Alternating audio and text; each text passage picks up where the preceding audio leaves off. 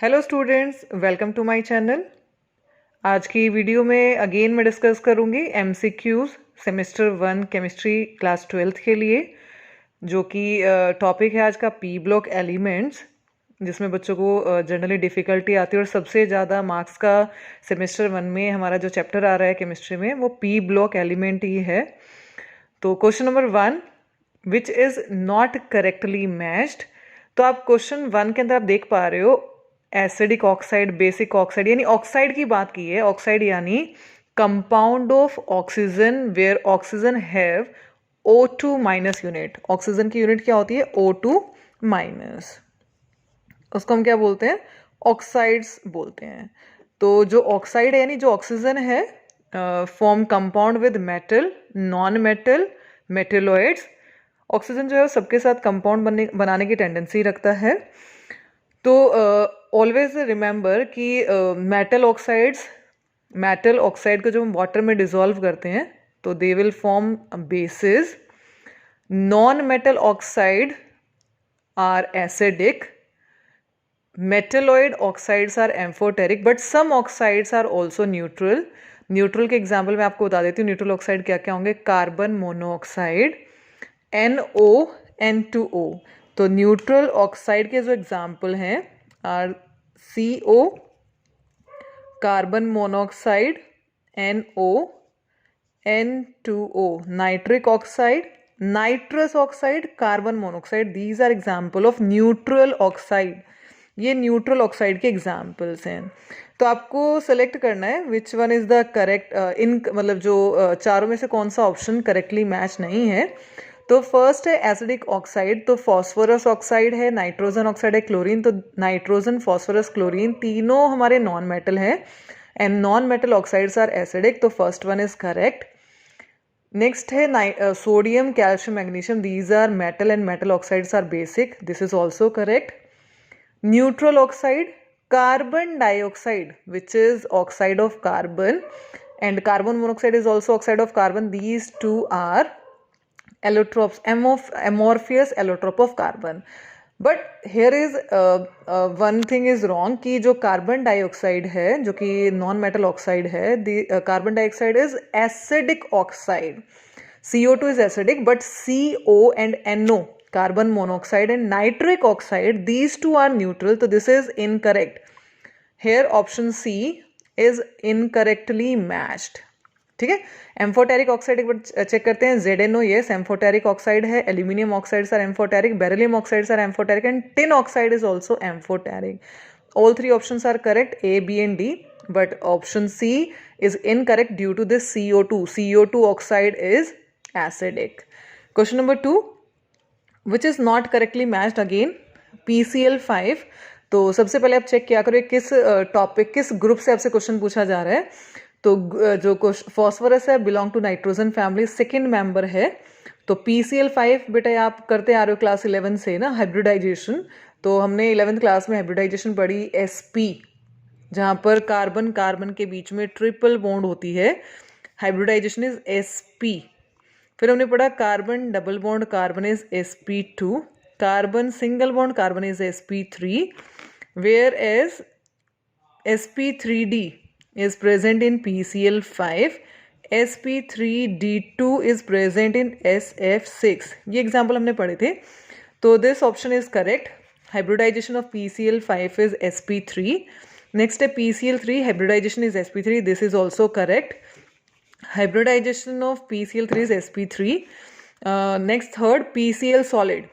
PCl in vapor phase have geometry trigonal bipyramidal, but in solid state it acts as ionic solid, in which units are PCl4 plus and PCl6 minus. This is also correct. H3PO3, which is phosphorus acid, is tribasic. एक बार check कर लेते हैं। Phosphorus have oxidation state +5, यानी have tendency to form 5 bond, जिसमें से एक bond common होती है। This is oxo acid of phosphorus. Oxo यानी ऑक्सीजन, एसिड यानी हाइड्रोजन। तो ऑक्सो एसिड ऑफ फॉस्फोरस है जिसमें one bond is common P with double bond O, and these remaining oxygens are with hydrogen. तो OH,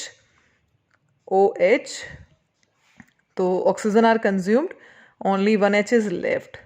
तो जहाँ पर ये OH और OH प्रेजेंट होते हैं ऑक्सो एसिड और फॉस्फोरस में, तो ये लूज कर देते हैं H+, तो H3PO3 have only 2 replaceable hydrogen, तो this is di basic not tri basic, तो this is incorrectly matched. Phosphorus acid is di basic not tri basic. बेटा जहाँ पर OH है वो ही हाइड्रोजन जो है लूज करेगा ये फॉस्फोरस, ठीक है. तो there are only 2 replaceable hydrogen, hence it is di basic. जितने हाइड्रोजन लूज करेगा उतना बेसिक हो जाएगा, तो di basic not tri basic. तो question option 4 is incorrect. Next question है बेटा, noble gas having lowest boiling point. तो हीलियम, नियन, आर्गन, क्रिप्टन में से आपको बताना है कि इन चारों नोबल गैसेस में से किसका बॉइलिंग पॉइंट सबसे कम है. तो मैंने मेरी अगर लास्ट वीडियो आपने देखी है तो मैंने वहाँ पे बताया कि boiling points depends upon intermolecular force of attraction. तो बॉइलिंग पॉइंट तो पता है यहाँ पे कि लिक्विड है, हम गैसेस को लिक्विफाई कर सकते हैं with high pressure and low temperature. तो जो हीलियम है, हीलियम का एटॉमिक साइज छोटा है, इसका एटॉमिक मास भी कम है, मॉलिक्यूलर जो इंटरमॉलिकुलर फोर्स और अट्रैक्शन है directly proportional with molecular mass. तो out of helium, neon, argon, krypton, helium has the lowest boiling point, क्योंकि हीलियम का अपने ग्रुप में सबसे छोटा साइज है, एटॉमिक मास कम है. जितना कम एटॉमिक मास होता है उतनी कम वैंडरवॉल फोर्स होगी, उतना कम उसका बॉइलिंग पॉइंट होगा. जितनी भी नोबल गैसेस हैं, नोबल गैसेस के बीच में जो इंटरमॉलिकुलर फोर्स ऑफ अट्रैक्शन है वो होती है लंडन फोर्स और डिस्पर्सिव फोर्स. तो helium has lowest boiling point. I hope clear हो गया होगा कि हीलियम का जो एटॉमिक साइज है, एटॉमिक साइज और एटॉमिक मास वो कम है अपने ग्रुप में. तो जितना कम एटॉमिक मास होता है उतना कम हमारा वैंडरवॉल फोर्स होगी, उतना कम बॉइलिंग पॉइंट होगा. In 1962 Neil Bartlett prepared a red colour compound which is formulated as this is O2 plus PtF6 minus platinum. Pt is platinum. Noble gas which shows radioactivity, यानी out of these noble gas, जो noble gas हमारे 7th period से belong करती है, is radio active.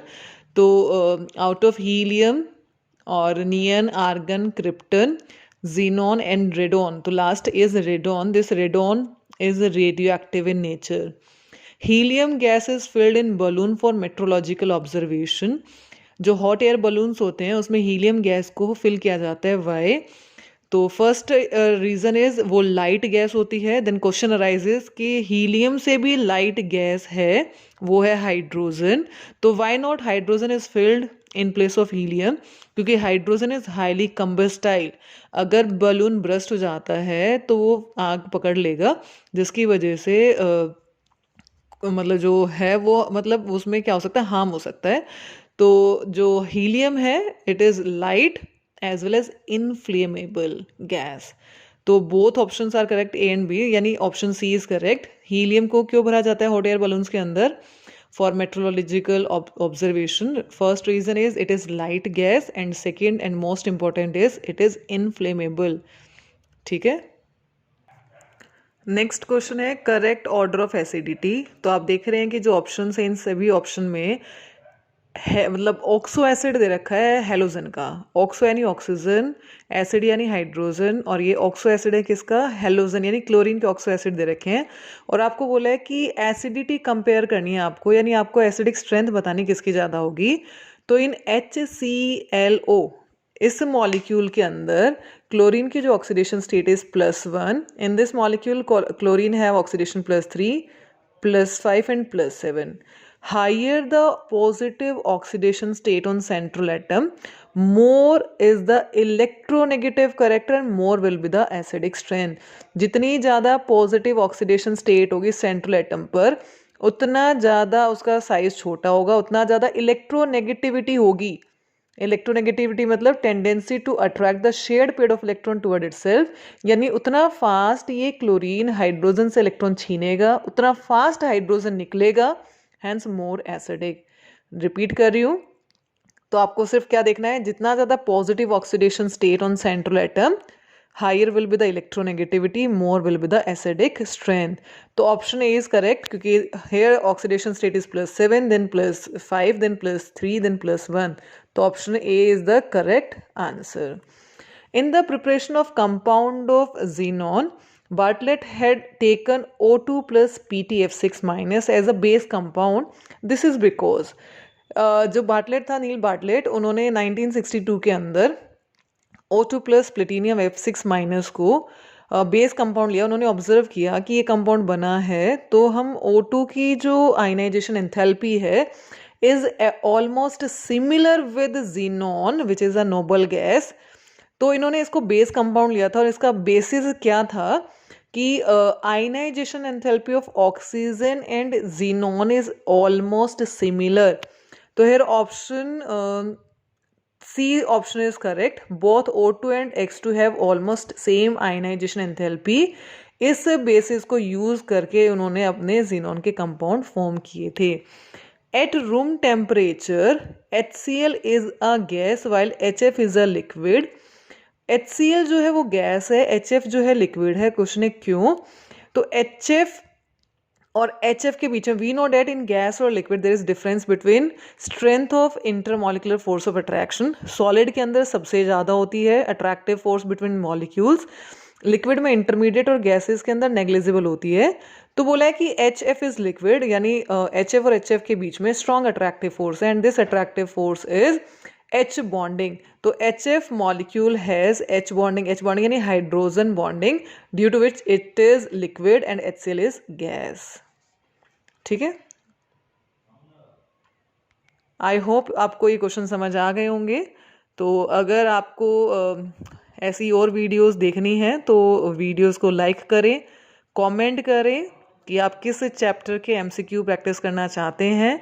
आपको अगर किसी question में डाउट है तो वो भी आप कमेंट बॉक्स में डाल सकते हो, कोई सजेशन डाल सकते हो. अगर आपको वीडियोस अच्छी लगती हैं तो वीडियोस को लाइक करें, चैनल को ज़्यादा से ज़्यादा शेयर करें, सब्सक्राइब करें. और बीच में थोड़ा सा प्रॉब्लम हो गई थी इसलिए वीडियोस में नहीं डाल पाई थी रेगुलर लास्ट मंथ में, लेकिन कोशिश करके सेमेस्टर 2 का जो सिलेबस है वो मैं आपका इस पर यूट्यूब चैनल पर, अपने यूट्यूब चैनल पर, चाहे वो आपका प्रैक्टिकल हो या थ्योरी हो, कंप्लीट करने की कोशिश करूँगी और जितने भी इम्पोर्टेंट क्वेश्चन हैं वो भी डिस्कस करूँगी. Thank you.